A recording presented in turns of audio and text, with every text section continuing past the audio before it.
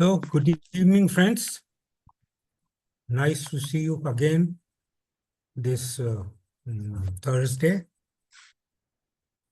Sushil was not well, so Kamlesh uh, asked me whether I can take something, and I gladly accepted that. Although I am also a little out of tune in the sense because weather condition, fluctuating temperatures, fluctuating these things has caused me also off the track a little. So bear with me, friends. I'll still try to do my best, even now. Now, why did I choose this topic? I gave this topic. This is not in any of the books. Listening is the only way to understand the teachings and yourself, even when the concerned authors are not bodily alive.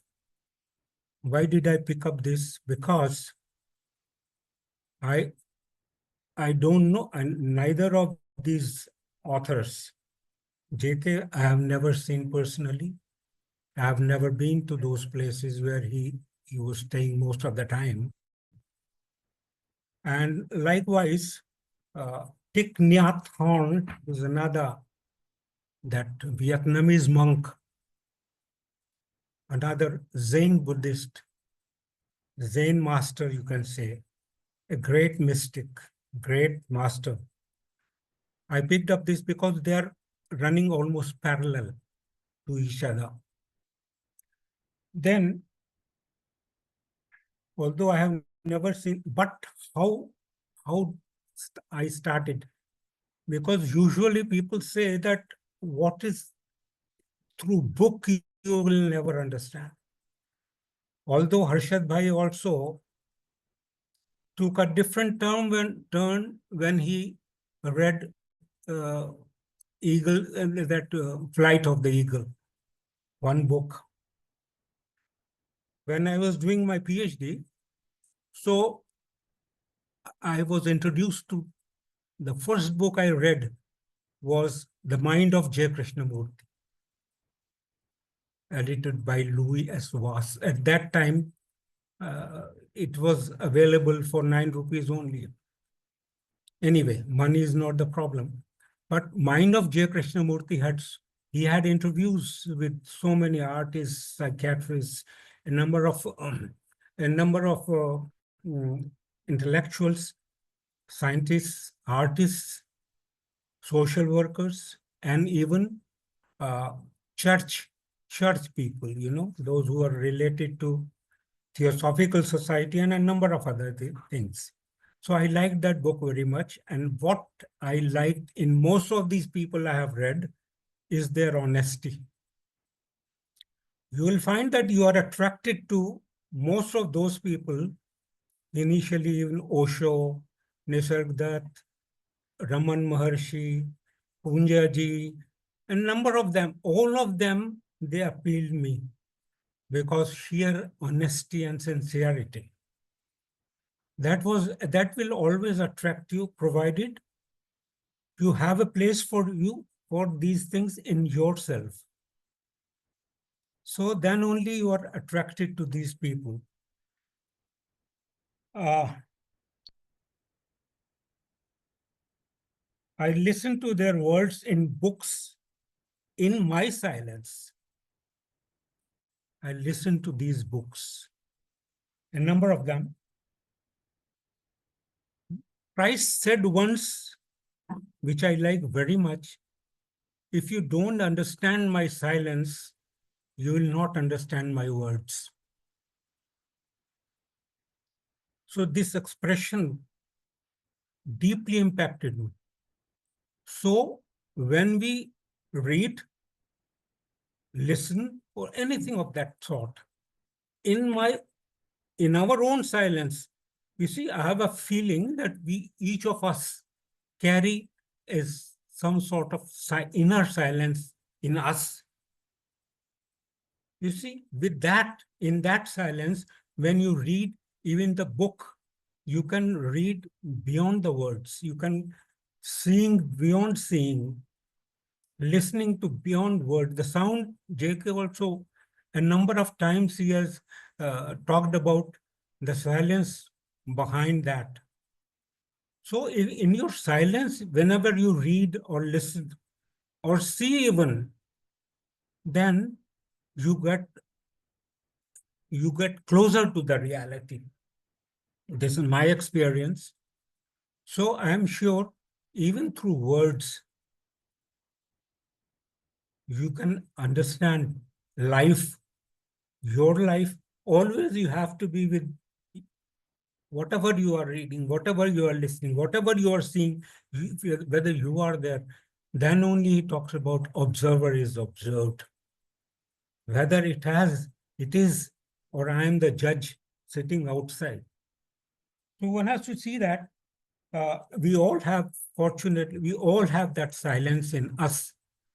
So we have to, how to access that silence? How to access that silence?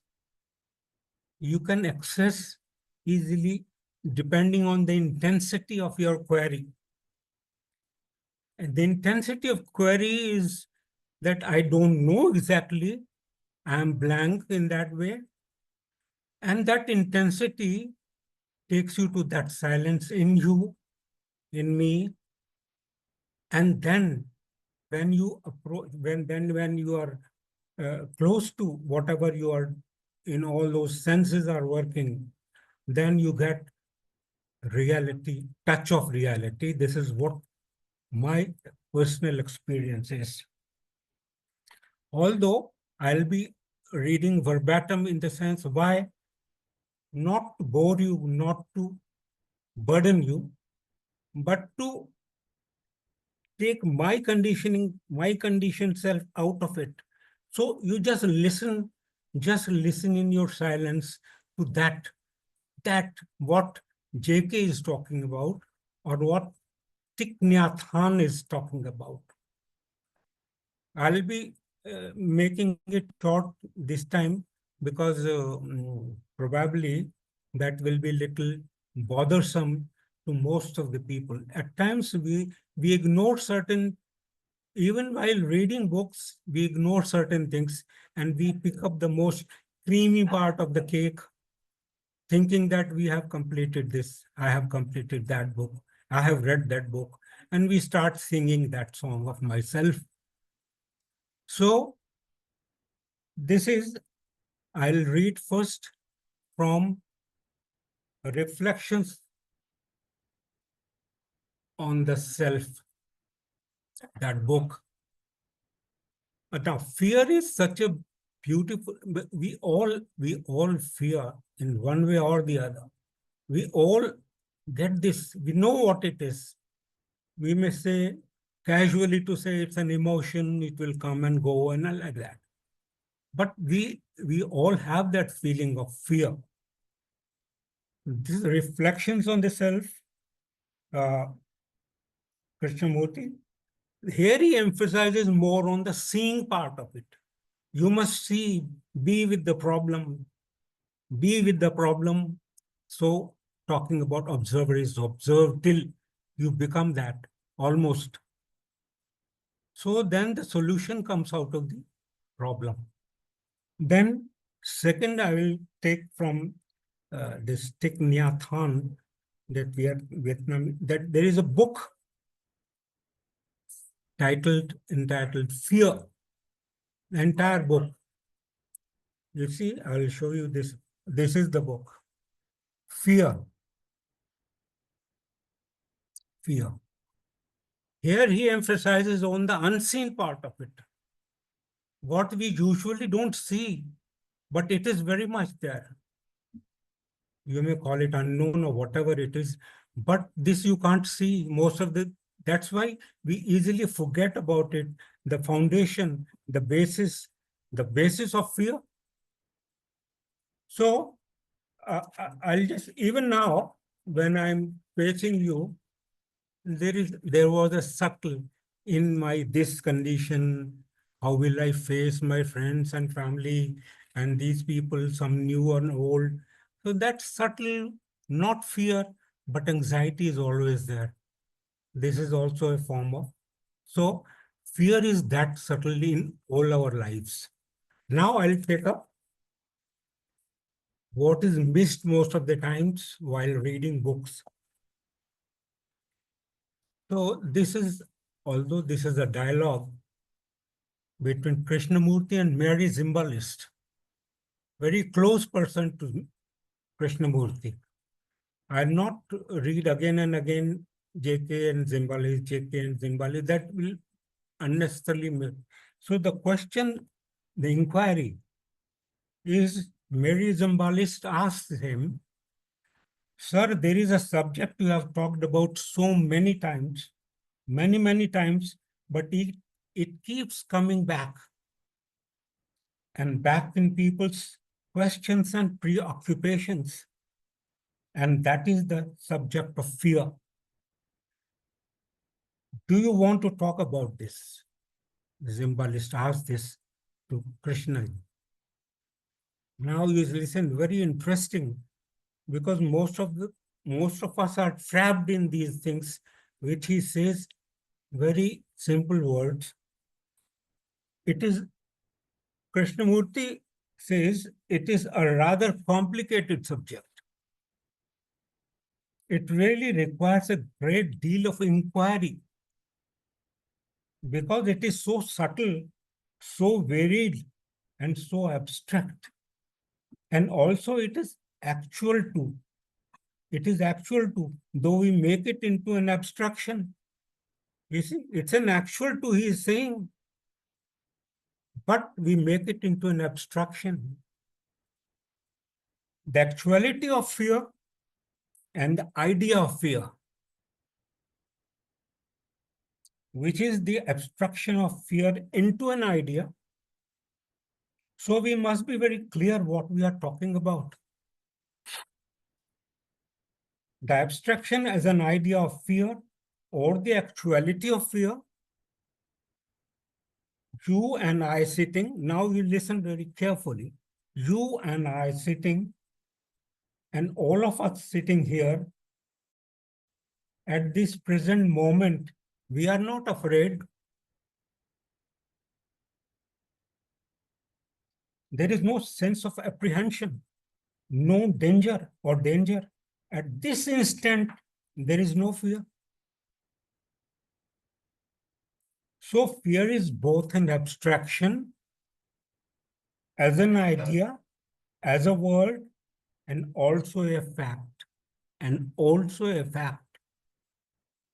First of all, let's deal with these two. Why do we generally make an abstraction of things?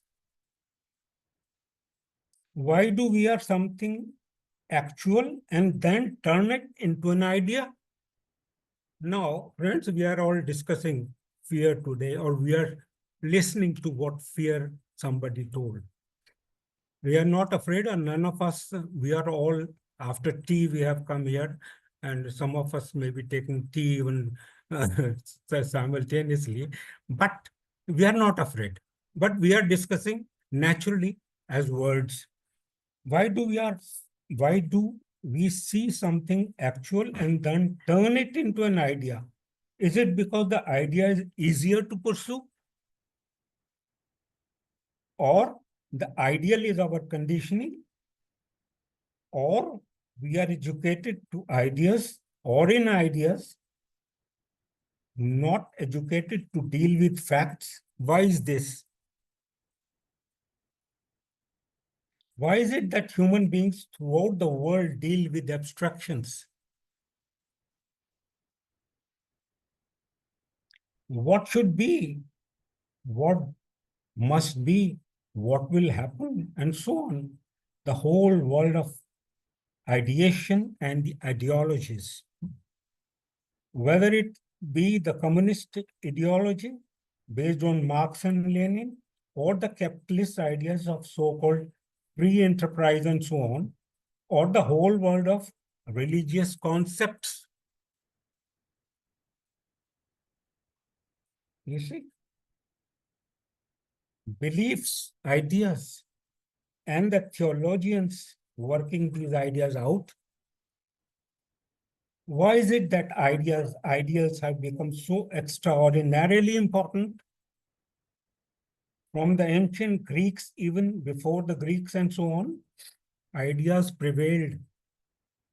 And even now, ideals separate men and they bring wars, all kinds of wars.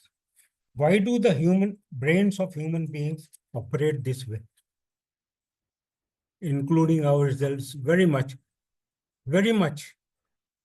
Is it because they cannot deal with the facts directly, or so escape subtly into ideations? It, if one sees ideas are really very divisive factors, they bring friction, they divide communities, you see, nations, sects, religions, and so on, which is ideas, beliefs, faith, all that is based on thought. And facts, what are facts? What exactly is a fact? Not an opinion about a fact, or opinion made into facts. Then he asks, what is the fact of fear, sir? What is the fact of fear? I am coming to that. First, we must establish the distinction between the idea of fear, the abstraction of the word fear, and the actual fear. The actual fear is the fact, not the abstraction of it. If one can move away from the abstraction, then we can deal with fact. But if they are both running parallel all the time, then there is a conflict between the two. That is the idea. The ideology dominating the fact, and the fact sometimes dominate the idea.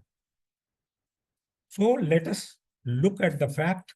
That is what I am coming to, the fact of actual fear, and remain with that fear, which requires a great deal of inward discipline. Inward discipline, inward. Can you describe that? Remaining with the fact of fear. Actually, sir, then it is like holding a jewel, an intricate pattern by an artist who has brought the extraordinary jewel. You look at it, you don't condemn it. You don't say how beautiful and run away with words, but you are looking at this extraordinary thing put together by hands, by cunning fingers, and the brain that has brought this, you are watching it, you are looking at it. Turn it around, look at the various sides, the back at the front on the side, and you never let it go. Do you mean to say that you feel it very acutely, very sensitively, with great care? Then Zimbalist asks, but you feel it because it's an emotion? Now, another word has come just to, this you can take it as diversion, beautiful diversion. Is it not an emotion? Of course, you have the feeling of beauty, the feeling of the intricate pattern. Then we can ask very carefully and hesitantly, what is the fear? Why do human beings, after this tremendous evolution, still live with fear? Like a disease, like cancer, or any other dreadful, painful disease? Is it something that can be operated upon? Which means there is an entity who can operate upon it, but that very entity is an abstraction of trying to do something about fear. That entity is unreal. What actual is fear? This requires very careful attention. Again, he comes back to the same thing, careful attention, not to be caught in the abstraction of the one who says, I am observing fear, or one who says, I must put away fear or control fear, and so on. Then the one who watches is also the outcome of fear. If this is clear, that the observer, to go back to our old saying, the observer is the observed, the thinker is the thought, the doer is the entity who is doing. There is no division. And so, if there is no division, which is an extraordinary fact to realize, a fact, not an idea, I must realize it's an extraordinary fact that there is no division between the observer and the observed. Therefore, there is no conflict. Conflict exists when there is the observer different from the observed, which is what most of us do, and therefore live with perpetual conflict. That is another matter. So, can we look at fear, and in the very act of looking, again he's banging that same bell. In the very act of looking, watching, begin to discover the origin of fear. The beginning of it, the cause of it. Because the very act of looking at it is to see how it came about. Not that we analyze fear, because the analyzer is analyzed. Here I will leave it for this. Fear itself, not the various forms of fears. See how we break up fear? That is part of our tradition, to bring about a fragmentation of fear. Therefore, be concerned only with one type of fear, not the whole tree of fear, not a particular branch or a particular leaf of fear, but the whole nature, the structure, the quality of fear. And in observing that very closely, watching it, in the very watching, there is the revelation of the causation. Not you analyze to find out the cause, but the very watching is showing the causation. You see, which is time and thought. Of course, that is simple. When you put it that way, everybody would accept it. It is time and thought. If there were no time and thought, there would be no fear. I think it is fairly simple. If there were no time, or if there was no saying, I am afraid because I have done something in the past, or I have had pain in the past, or somebody has hurt me. I don't want to be hurt anymore.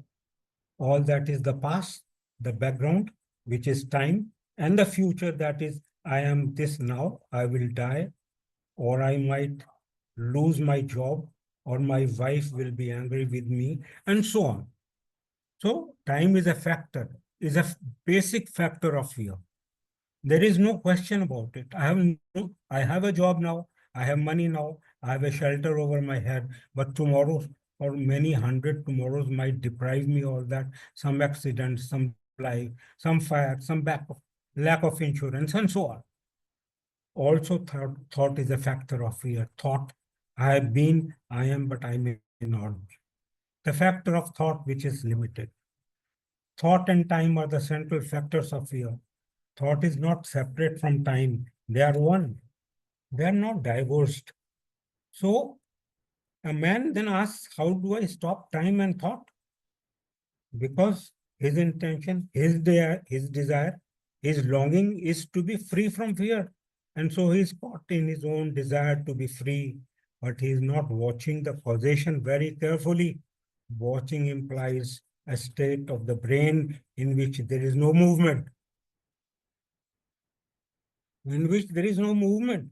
It is like watching a bird. And if you watch the bird very closely, as we watched this morning, that dove on the windowsill, you watch all the feathers, the red eyes, the sparkle in the eyes, the beak, the shape of its head, the wings. You watch very carefully.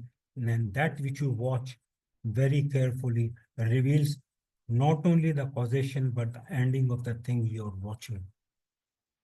So that is one part. Now, what is fear? We are not dealing with ideas, with words. We are dealing with life, with the things which are happening inside and outside, which needs a very clear, sharp mind, a precise mind. You cannot be sentimental, emotional about all these things. To understand fear, you need clarity. Clarity not of something that you will get, but the clarity that comes when you understand that the fact is infinitely more important than any idea. So, what is fear? Not fear of something. Is there such a thing as fear per se in itself? Or is fear always related to something? Or is there fear? I will take death for a moment. You can supply your own example. If there fear if there is no thought? That is, if there is no time, most people are afraid of death. However much they might have rationalized it, whatever their beliefs may be, there is the fear of death. That fear is caused by time, not by death, but by time. Time being the interval between now and what is going to happen, which is the process of thinking, which brings about the fear of the unknown. Is it the fear of the unknown or the fear of leaving the things that we know? We are afraid of death. We are not talking of death or what happens after death. We are talking of fear in relation to death. I said, is that fear caused by the thing which I do not know? Obviously, I do not know about death. I can know about it, but that is not the point now. I can investigate, discover the whole beauty or the ugliness or the terror, the extraordinary state death must be. Is the fear in relation to death caused by death, which means facing the unknown? Or is it caused by the things which I know are going to be taken away from me? The fear is of the things taken away from me, the me disappearing. You see? So this is, we are caught in words. We are the best to realize, we are best to realize it. Luckily, all of us are reasonable enough, fair enough, honest enough to understand this. We are caught in words. Why has the word become important and not the thing? Because you can play with ideas. You cannot play with the fact. We are slaves to words. So in understanding fear, there must be an awareness of the word and all the content of the word, which means the mind has to be free of words.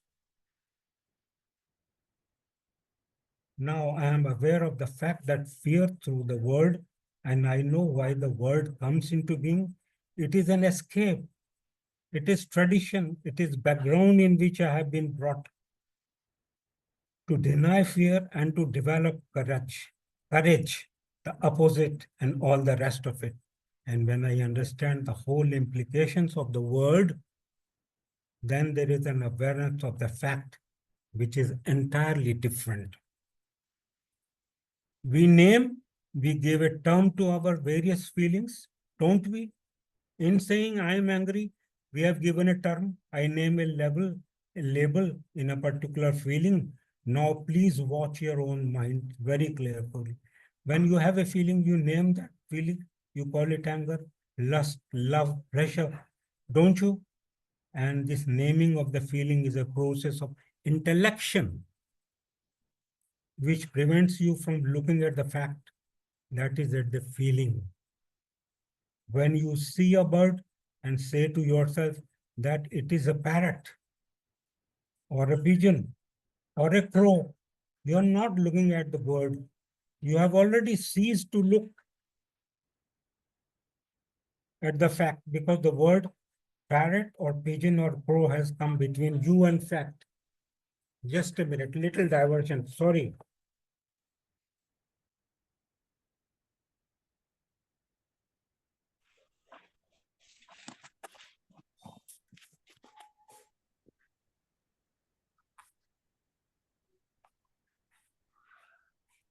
Sorry, friends, the whole flow is in a way out. Now, can the mind, which is addicted to symbols and whose very nature is to verbalize, stop verbalizing and look at the fact? Don't you? How am I to do it? But put the question to yourself. I have a feeling. I call it fear. By giving it a name, I have related it to the past. So memory, the word, the symbol is preventing me from looking at the fact. Now can the mind, which in its very thought process verbalizes, gives names, look at the fact without naming it. Look at the fact without naming it.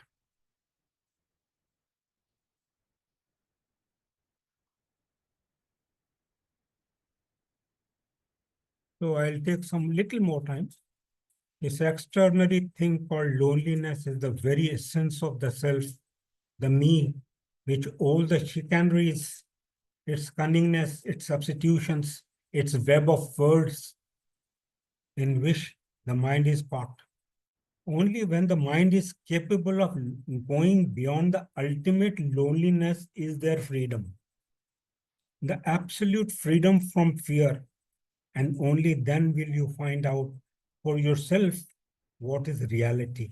That immeasurable energy which has no beginning and no end. As long as the mind spawns its own fears in terms of time, it is incapable of understanding that which is timeless. So, enough for this book. Rest, if you have, I'll try to summarize Thich Nhat Hanh very in short way, then only otherwise enough time I have taken. But I'll take 5 more minutes to summarize Thich Nhat because this in itself needs another session. But I'll just tell you how differently he deals with fear. You see.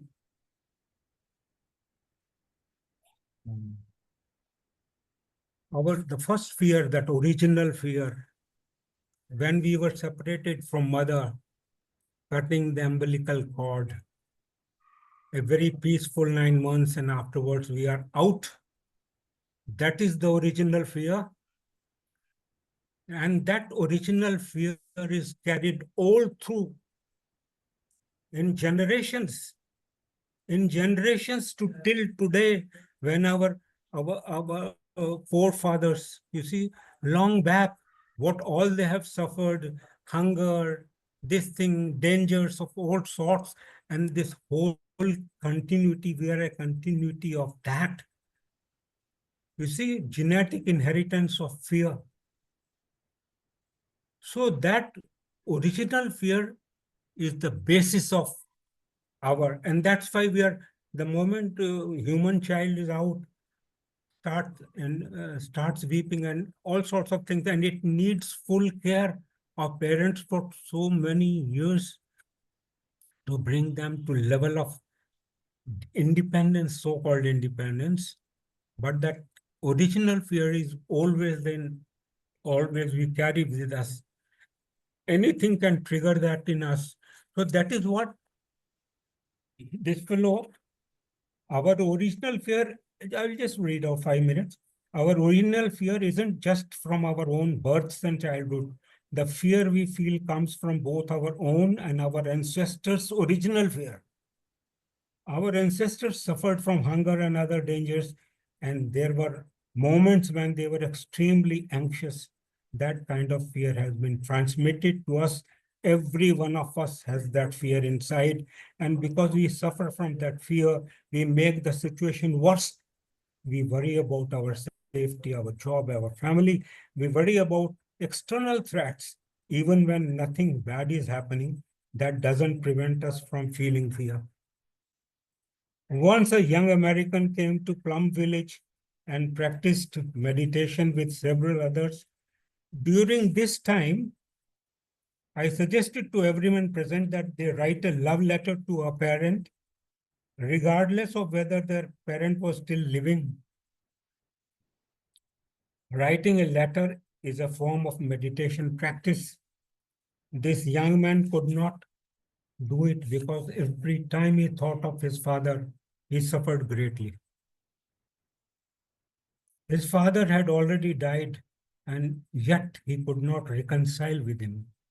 His father had terrified him when he was growing up, so much so that even now he was afraid to speak to him through a letter. He could not bear to even think of his father, much less write to him. So I gave him an exercise to have practice for 1 week. Breathing in and see myself as a 5-year-old child. Breathing out, I smile to that 5-year-old child. You see, this is what usually happens. And if you recall, you will find all these things happening in our lives also. So this original fear, genetics through genes we are carrying, and it triggers environment, and present environment is so violent in a way that anything, any one of those things, all those things which were prevalent centuries ago are present even today, somewhere or the other. And it triggers that original fear. That is what I feel.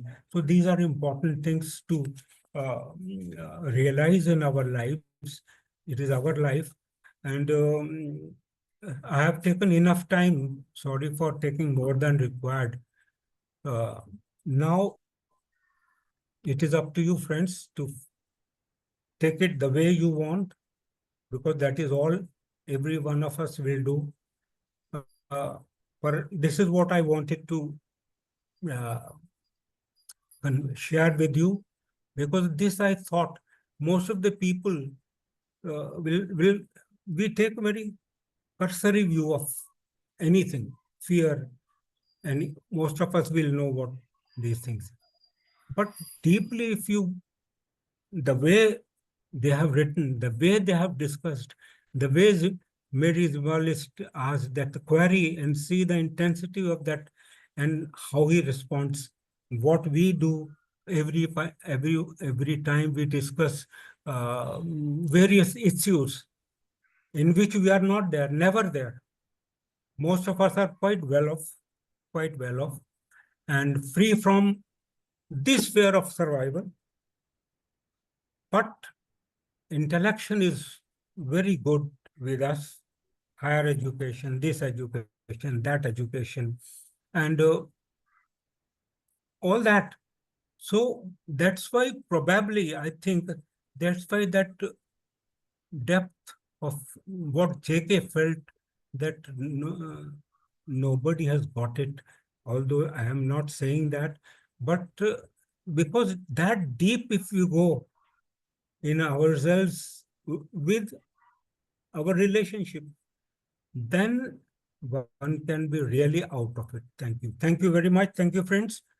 You are welcome. Harshad sir.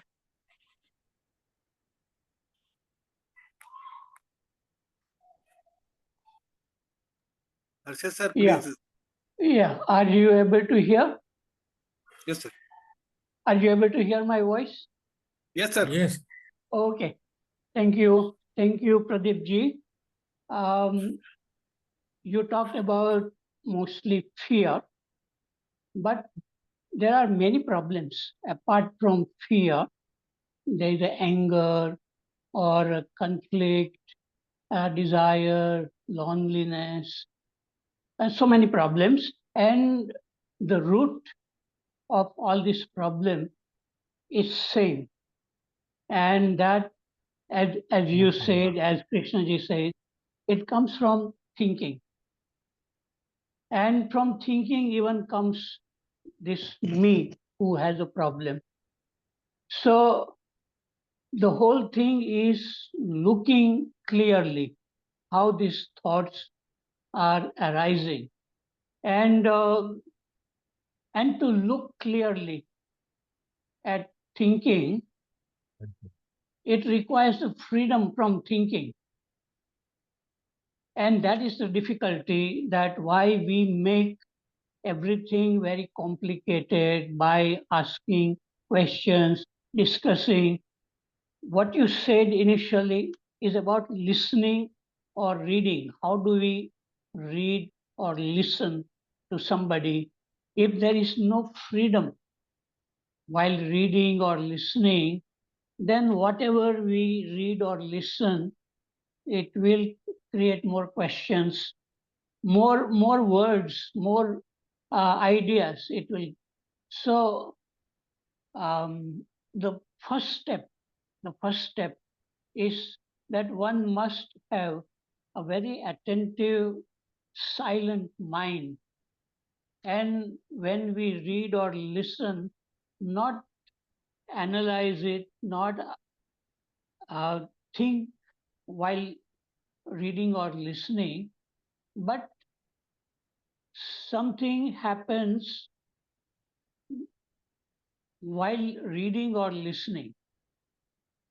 And that is, it requires that first step, which is the very, very uh, attention without thinking. And that is why Krishnamurti, what he says, people ask too many questions and he gives answers and it becomes more and more words. And even after year, discussing the same problems, people don't get it. So it is very, very important to listen to, after listening to Krishnamurti or Teach Nathan, listening to one's own self, what is going on in our daily life, like when we are relating with somebody and some fear or jealousy or anger comes, are we alert to those feelings when they are arising? So that requires a kind of sensitivity to our own thinking. And that requires a freedom from thinking. And without that, trying to understand Krishnamurti or somebody else is a waste of time, I feel. One can go on gathering more and more words, more ideas, but as long as we are not able to face that fear or anger when it arises, then nothing will help. So all these people who are enlightened like Krishnamurti or Thich Nathan, when they say something, it strikes in some listener and say yes, not by thinking, but they say yes, I can see what they are saying behind the words. So that requires an insight, a direct insight.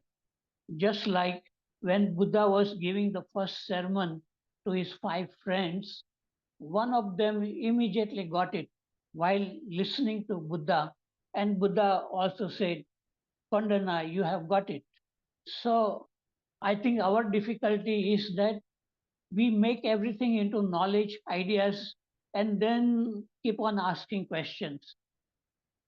Our questions we have to address to our own self. Why I am not able to see clearly? And when there is that intensity, passion to look inward, then something may happen. Um, and then when it happens, we will see the strangeness of it. That yes, there is a different way of looking at a tree or uh, listening to somebody or reading something, that there is a different way, a new dimension comes into existence, which what Krishnaji would call awareness. So as long as that awareness is not awakened, we will have a lot of difficulty and we will be discussing the same problems year after year and still not, and sometimes becoming clear intellectually, but really not feeling the newness that something new has come in our life. So I like Thich Nhat Hanh. I came to know about him when I read his biography of Buddha, The Old Path, White Cloud. And Thich Nhat Hanh is very simple and he is very peaceful and he is not very intellectual like Krishnamurti. Krishnamurti can be very articulate because he talked with many intellectuals. But Thich Nhat Hanh has lived what he is talking about, and he is very peaceful. And that quality which I admire in Thich Nhat Hanh, and it comes out in his writing. And his writing is also very simple. So people who don't get what Krishnamurti is talking about, maybe they can look at Thich Nhat Hanh. He is very simple, very peaceful, and he is pointing out certain things. But again, it depends on the person who is listening or reading. A person, intellectual person, logical, articulate, is of no use in this field. It requires simplicity, directness of looking. And some people who are not highly educated, they will get it very quickly. And scientists, they may know a lot, they will have too many questions and they will not get it. So finally, it comes to the listener or the reader. And if I talk about myself, that first book of Krishnamurti made me begin to look curiously at my own thinking, that how is this thinking coming? And before that, it had never come to me that it is possible to look at our thinking, because we go round and round in thinking and we never really observe how this thinking comes. So when we have that curiosity, silence, freedom to observe our own self, then what Krishnamurti or Thich Nhat Hanh or any other teacher, what they say, you will say, yes, it is very obvious what they are saying. It's not so difficult, it's very easy, but we have to see it in ourselves. And without that, there will be many questions. Okay, I have said enough thing right now. Thank you. Anybody else wants to say something?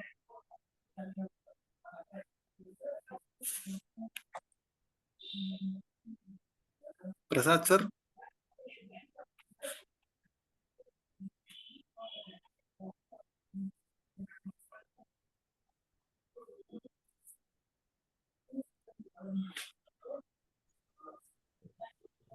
Dinesh Waghmare. Today's topic, which Verma ji has selected, is very typical. As far as I am concerned, I would like to make the things very simple, or rather, these are my views, my individual views, of course. Whether you like it or not, but I would like to express my views only. First of all, if we have to see the fear, we have to see it in totality, not fragmented, not in a fragmented way. From where this is originating, in my views, that is okay. You are getting separated from your mother and all that, which Verma just talked. But basically, when you open your eyes, you get acquainted to the surrounding, you find that you are very small one, and the surroundings are very big. So basically, things are not in your control, and that creates the main fear. That is the origin of fear. Means insecurity. Basically, it is coming from the insecurity. And then further, when it goes in society, whether you will lose the job, fear of unknown, and there are number of fears. But those are only originated from the insecurity. So one has to, as JK said, one has to remain with it. This is one way of dealing with the fear, that you remain with it and then you tackle it and you face the fear. And after some time, as the other things happen in your human system, fear will go off. But again, it will come. And is there any solution to it?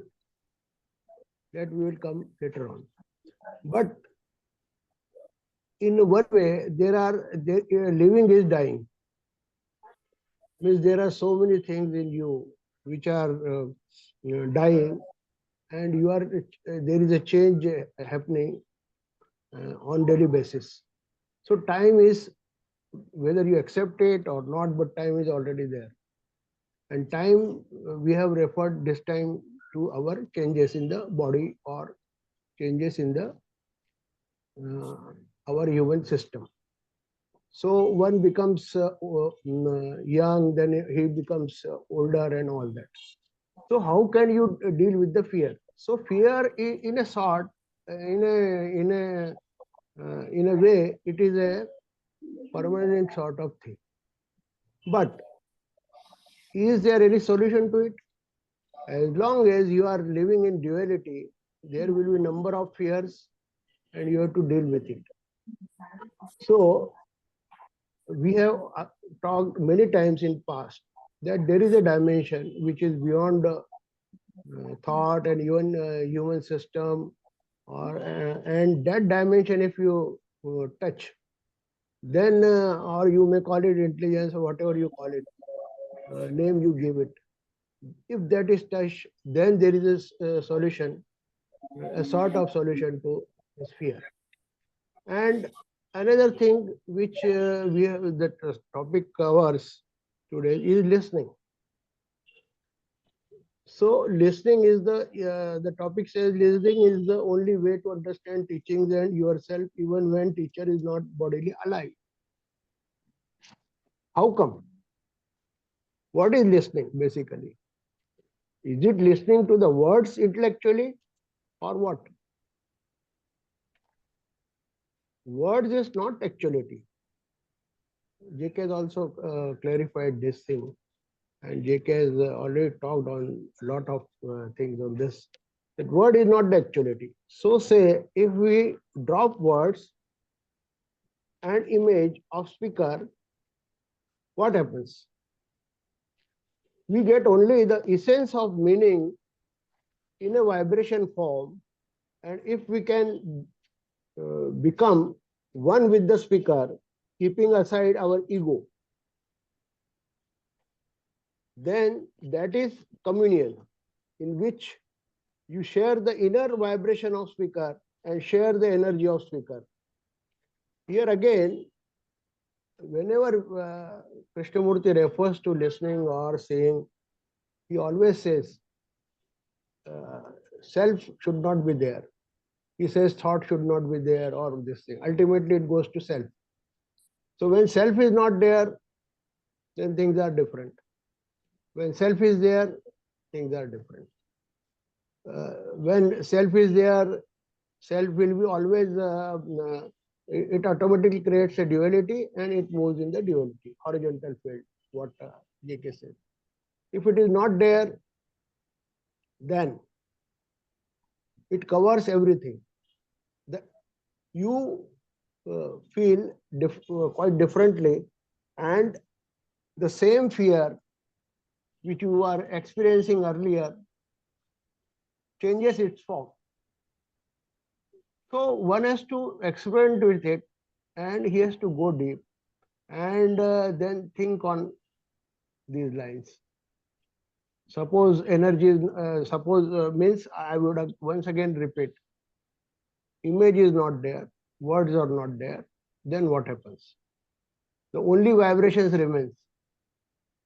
And if you are able to keep aside your ego, which is very difficult, rather, I agree.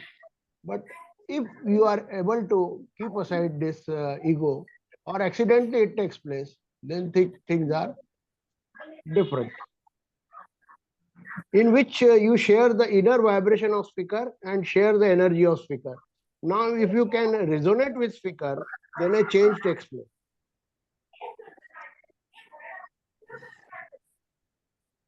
How this is related to fear? We have talked on fear many times. In my views, speaker can give only seed of energy of freedom with intelligence. But ultimately, individual has to face the fear himself. Means it's a two-way around, two-way. You have to face the fear yourself, but yes, the mentor can help you in that. One can say that this is a sort of surrender to better energy, as it called in tradition. So basically, can you everything gets concentrated on ego. How can you tackle your ego? If you can tackle ego, means you can tackle yourself. In a way, you can say that if you can tackle yourself, and you know what is happening inside you and all that, and you get that is diluted, then the sort of benediction which JK has referred at various places may come to you. You have to keep your windows open. Thank you. We'll see afterwards. Prasad sir. Prasad sir, come forward. Yes. Yes, sir. Firstly, I don't understand this topic, today's topic. Just 1 minute.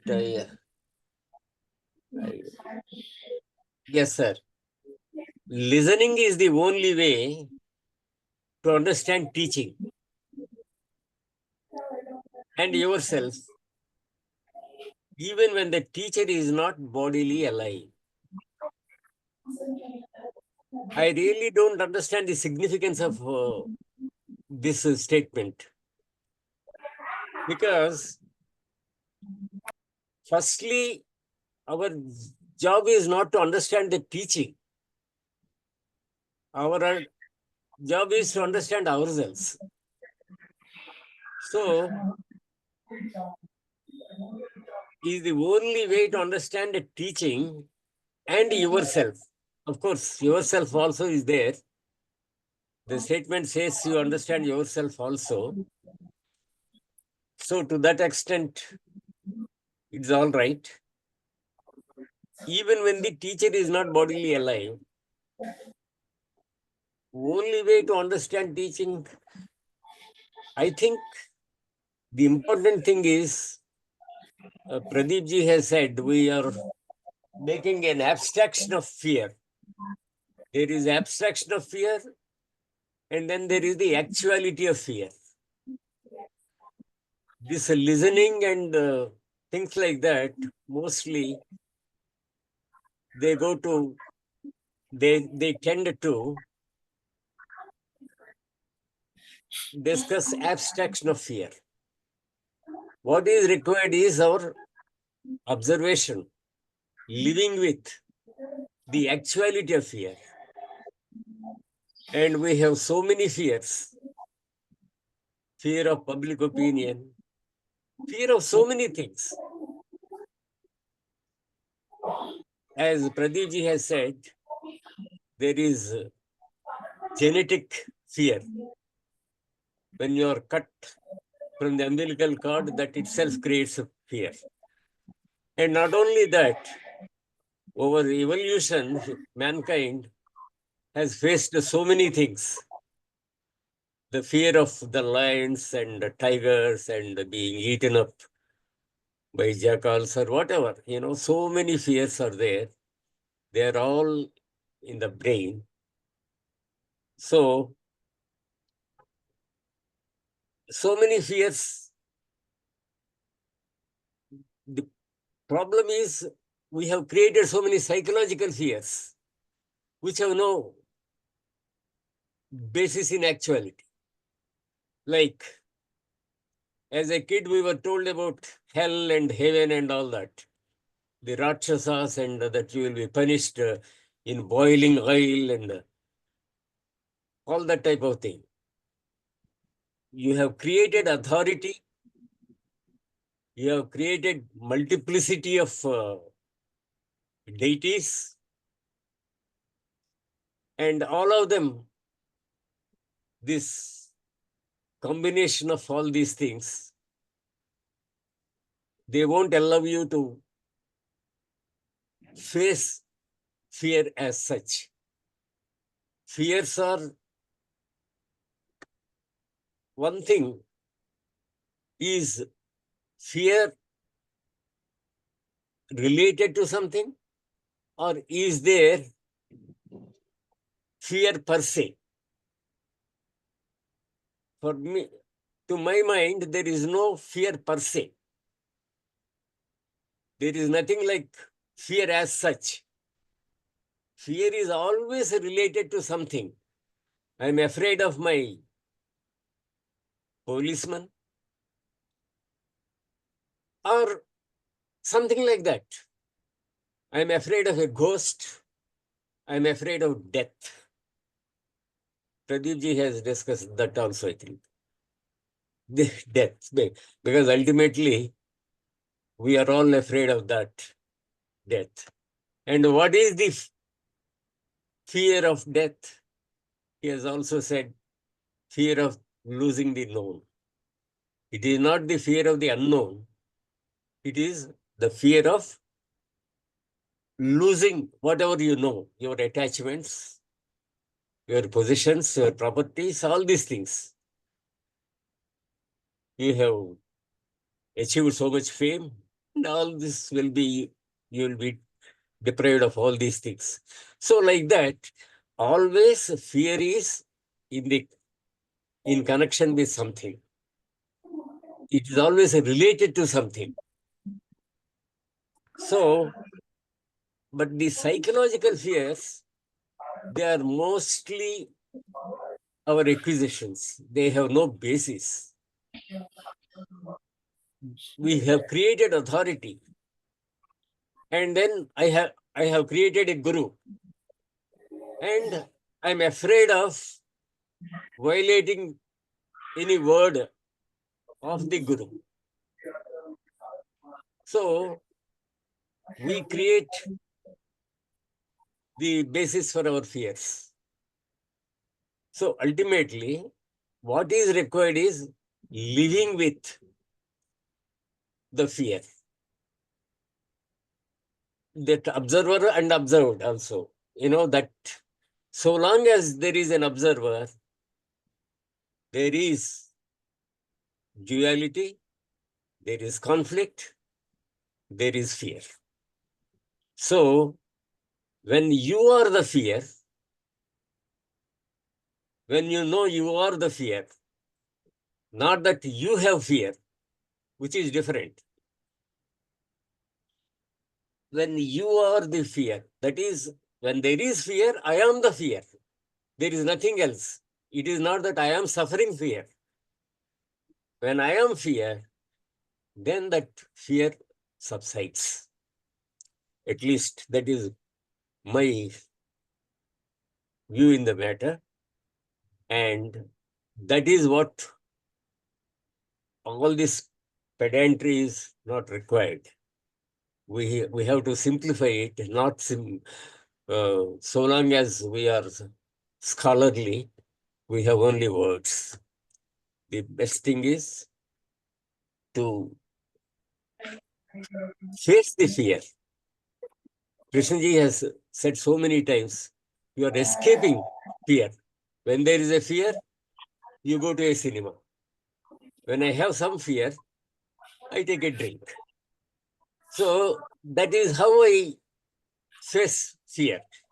Whereas, if you simply face it without escapes, and when you really experience it as such, that is, you are not experiencing in a way, you are that fear, then fear subsides.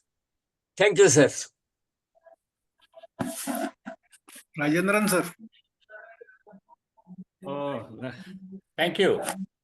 Thank you. Good evening to all. Thank you, Pradeep Saab, for taking this subject. And in the beginning itself, our Harshad Saab has told very clearly that thought is the origin of fear. He told it very clearly in the beginning. So beyond that, there is nothing more to add. And however, I will try to say something that has come up in your mind. See, fear is that is the basis. All our actions originate the source of all our actions, whether physical or psychological. They originate only because of the two factors, either fear or pleasure. And fear and pleasure also, both are two sides of the same coin. The fear is a very basic one, because fear of death. We are all mortals. We know very well that we are going to die one day or the other, even after 100 years. But we pretend that hide that basic fear by filling up all the vacuum with all the other so many things, borrowed second-hand knowledge. So the fear is a very basic one. And now, fear, people always for the sake of argument, people bring up confused with they will bring up physical fears and psychological fears and all these things. When there is a psychological fear, automatically that affects the body, and we have to react physically. The psychological fear, it takes a form of a physical fear. It changes into physical fear sometimes.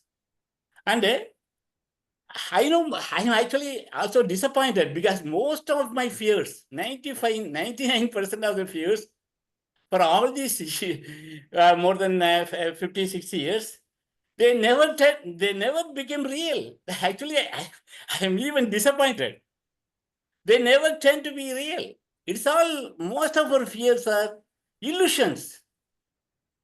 The another basic source for the fear is the belief system. When since we are not comfortable with not knowing, and we believe something, we feel very uncomfortable, because that brain is in the dark cave. It feels very uncomfortable of to know what is happening outside. So the fear of not knowing, it keeps us restless for days together. So we believe something, and the belief becomes our truth. That becomes our that dominates, and we want that truth. So belief and fear, they also go together. And now fear of the unknown. Fear of the unknown and fear of, sometimes we think when there is knowledge, there won't be fear. Like that, I was once thinking, the knowledge is just like a lamp. It removes the darkness of fear. Like that, once I was having a idea like that long back. But there's a different kinds of, for example, now examination season is going on. All parents and even all children and parents are also under the grip of fear because it's the examination season. So fear of the exam. Let us take fear of the exam. So So in the fear of the exam, okay, the knowledge may be helpful to answer it, to write the, to get the pass mark or get the top score or first rank. So that may help, knowledge may help.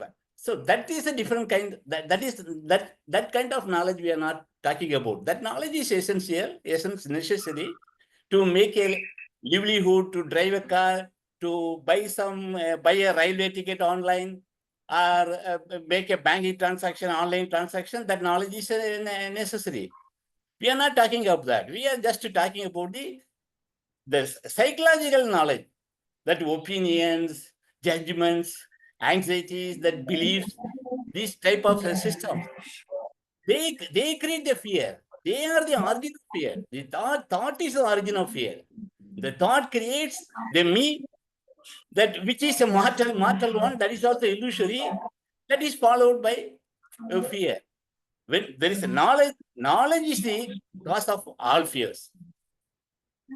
So freedom from knowledge, freedom from the thought, that is the real freedom from fear itself. Suppose I shared this my experience long time back in the same forum, but again I want to repeat it. Please forgive me for that. Suppose we went to Disney World last year. So we went for some rides. Some certain rides are very risky. Actually, my son-in-law, we were all standing in the queue for more than an hour to take in the ride. The ride is actually 3 or 4 minutes.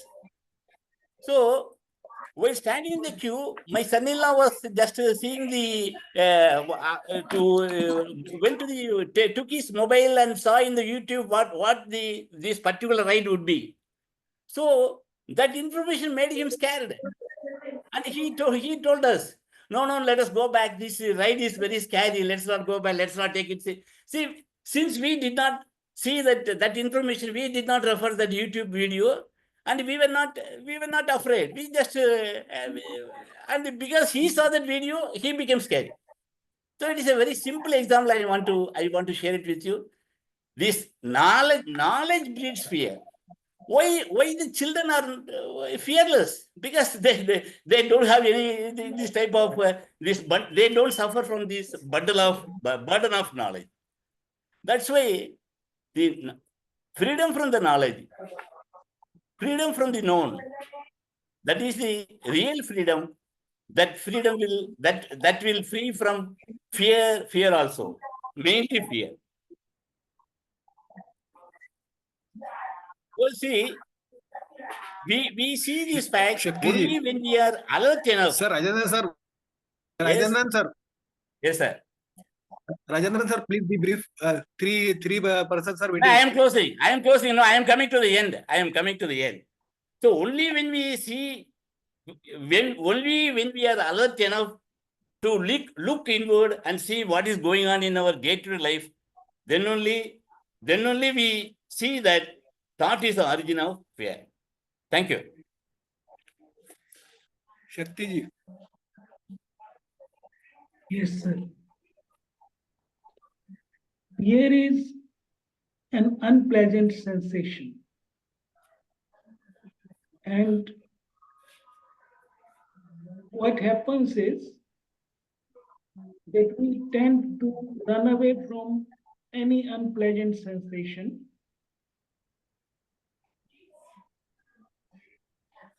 by creating imagination or remembering pleasure and covering it up. So as long as mind is generating pleasure, it will also generate fear. So it becomes a vicious circle. So is it possible to not to run away from any sensation, whether pleasant or unpleasant, into some imaginary world or the world of the past, and then see what happens without aiming for being free from something, but see what happens when there is awareness and some unpleasant sensation like fear or loneliness or anger. Thank you, sir. Vimalji. My question is not connected to today's topic, but it is still relevant because all of you have already said a lot, so I don't think I can add to what it is. But my question is that as a someone who the admirer of Krishnamurti, do any of you or all of you feel a certain pressure within you to spread the teachings? Is there that feeling that the relevance of Krishnamurti is disappearing or is lessened? I mean, to a large extent, I come from the theosophical background. So as a theosophist, I do feel the pressure of trying to spread the teachings. I mean, that's said in our literature, and we do it actively. But largely, it's in small pockets. It's more in India, as Krishnamurti's work seems to be still alive in India, but not so much in the West. Maybe it's there again in pockets all over the world, but it's largely being taken forward more in India, as is the Theosophical Society being taken forward in India. So my question is, do you feel the need to convince more people into Theosophical, to Krishnamurti's teaching? Do you all feel that sort of pressure within you?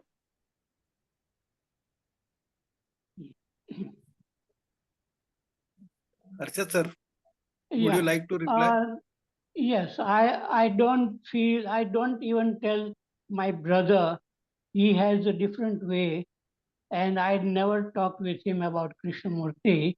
But if somebody wants to know about Krishnamurti, then I will tell. Otherwise, people who are meant for that kind of looking inward, they will come to Krishnamurti, as nobody told me about Krishnamurti, but I came just by accident that I was passing by a bookshop and I saw the book and I felt I did not know anything about Krishnamurti at that time. But when I started reading, I felt that yes, what he says is really, one can look within oneself and see that what he says is true. So I think it is for few people, and those people will come to it. They may come after going through other teachings, and then they may come, or they may not come. I don't think that Krishnamurti's teachings is the only teachings which can make people free. There are many beautiful teachings. Even Thich Nhat Hanh, he teaches certain methods like listening to a sound or a breathing exercise, which can develop certain attention to look at our own thoughts. So there are many teachers, and different people are attracted to different teachers. So I myself don't feel the need to propagate Krishnamurti's teachings. People will come to it if they are really come to it by chance. Okay. Pradeep sir, Yes. do you want to comment? Yes. Comment means just one sentence, because going through the whole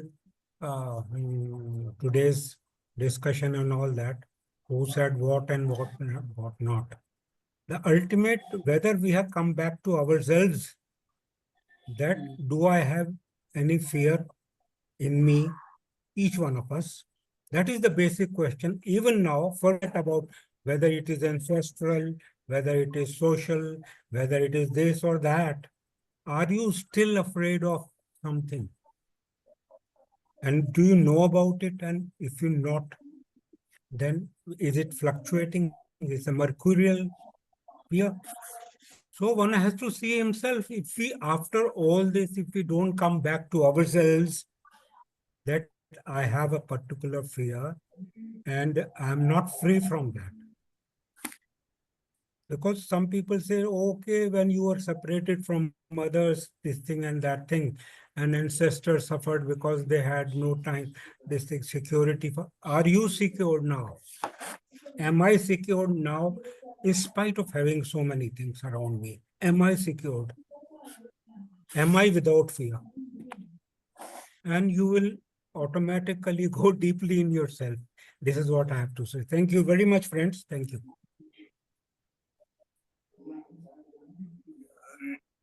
Time is already coming to nearly 7:30. So in today's discussion, is my voice coming clear? Yeah, Yes. yeah. Am I Yes, audible? Yes, Yes, you are. Today's discussion about fear. Fear is the basic fear of not being existent. Everybody has this fear of not being existent, and that creeps into every psychological aspect. Is my voice coming clear, or Yes, it is yes, not yes. coming? Audible. It is audible. So I Yes. want Yeah, to say from today's discussion that it is a very basic feeling of death of the organism, and it creeps in every perception, psychological perception. If there is some kind of loss or not being attached to something, or some harm, either physical or psychological, then the basic feeling comes to the surface. So one has to clearly feel what is in the base of it, so clarity can come.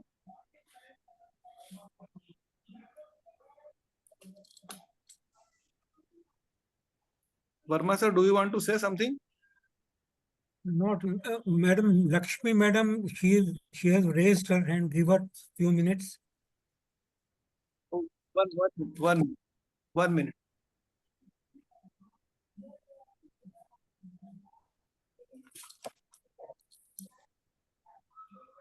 Lakshmi. Namaste. Yes, yes, yes. I want to say only one or two sentences to the in answer to Mrs. Balachandran. Krishnamurti ji is not telling a new thing. He did not propound a new religion or a new method. He did not give any new formulas. But whatever we didn't observe, the innate things he has been showing to us. Up to then, we were not observing such type of minute things he has been showing us. This is my idea, and what I observed is this. Thank you. Thank you.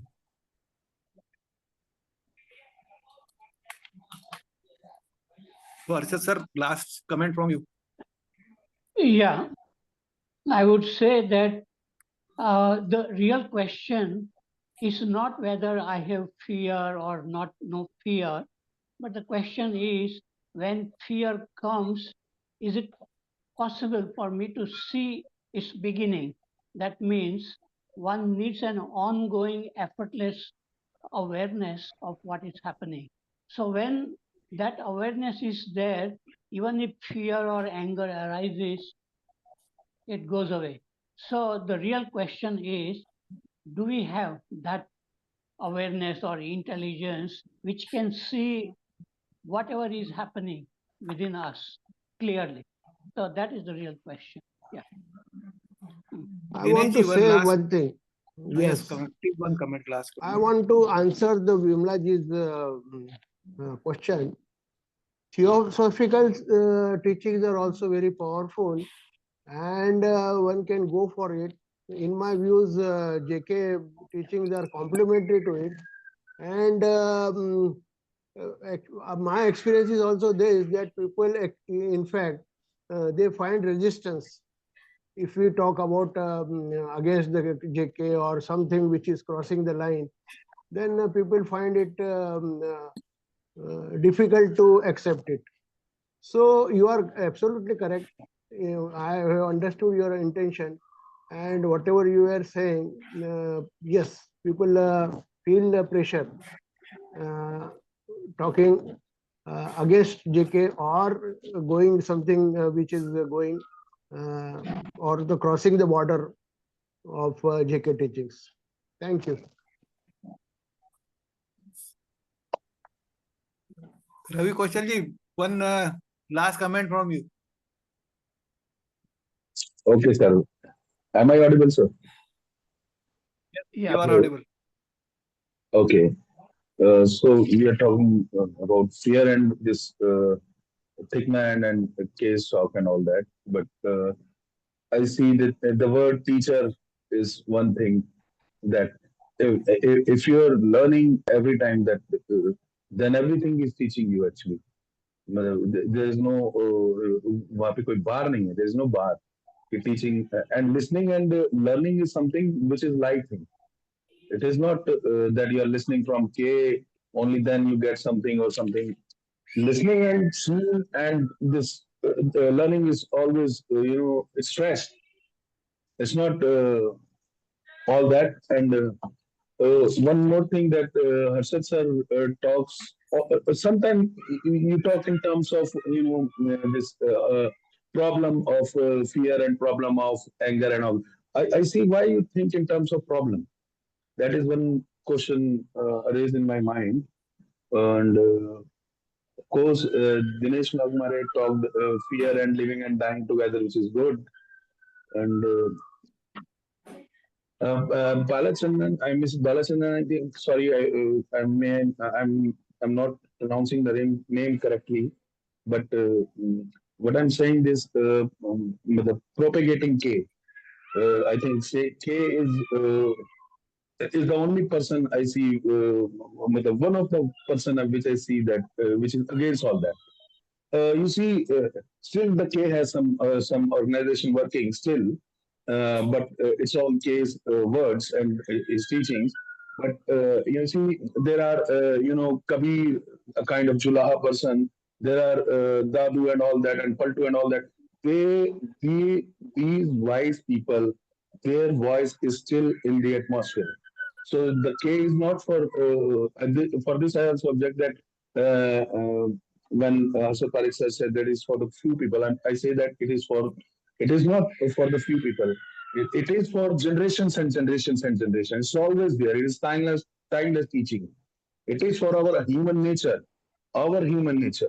in which all the contents are there, and therefore learning is always there. These are few things which I see. So there's no question of propagation, madam, which I see that. So there is no pressure also. And one Prasad sir is talking about this. Okay. Thank you, sir. Thank you. Thanks a lot. Be brief. I'm done, sir. I'm done. Thank you, sir. Thank you. Thanks a lot. So time is up. Thank you. We have to close the meeting. Thanks everybody for participating. Thank you.